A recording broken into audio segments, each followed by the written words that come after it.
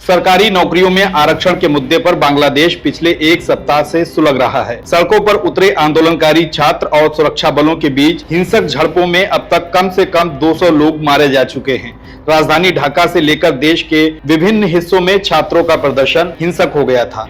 वे 1971 के मुक्ति संग्राम सेनानियों के परिवारों के लिए आरक्षित 30% कोटे की खिलाफत कर रहे हैं। हालांकि रविवार को सुप्रीम कोर्ट के आरक्षण पर फैसले के बाद से हालात थोड़े सामान्य होते दिखाई दे रहे हैं।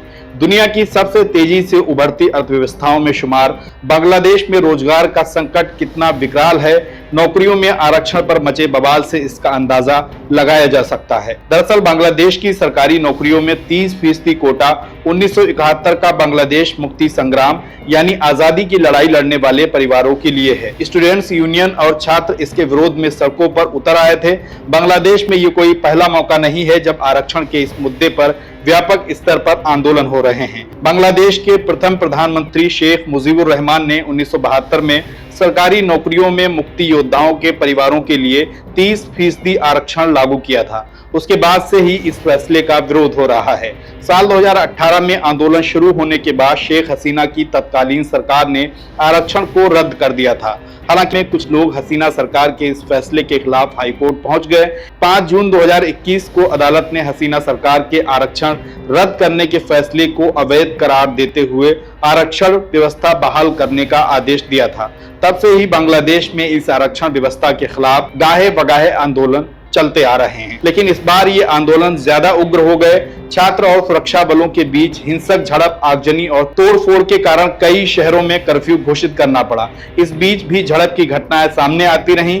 बीते रविवार को जब सुप्रीम कोर्ट का फैसला आया तब से स्थितियां थोड़ी बेहतर होती नजर आ रही हैं। सुप्रीम कोर्ट ने अपने फैसले में कहा है कि 93% नौकरियां योग्यता के आधार पर भरी जाएंगी, बाकी 7% सीटें आरक्षित रहेंगी। इसमें 5% सीटें मुक्ति योद्धा और उनके आश्रित, पिछड़ा वर्ग के लिए 1% और 1% कोटा विकलांग और थर्ड जेंडर के लिए आरक्षित रहेगा।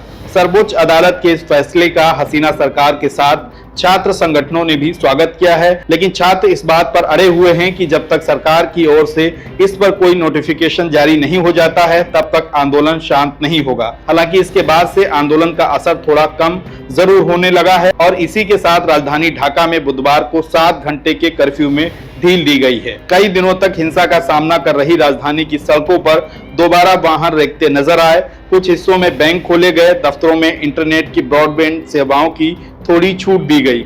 बाकी देश के अन्य हिस्सों में इंटरनेट सेवाएं काफी हद तक बाधित रही हैं। बांग्लादेश के बांग्ला भाषी समाचार पत्र प्रथम आलो की एक रिपोर्ट में दावा किया गया है कि इस हिंसक आंदोलन में कम से कम 197 लोगों की मौत हो चुकी है।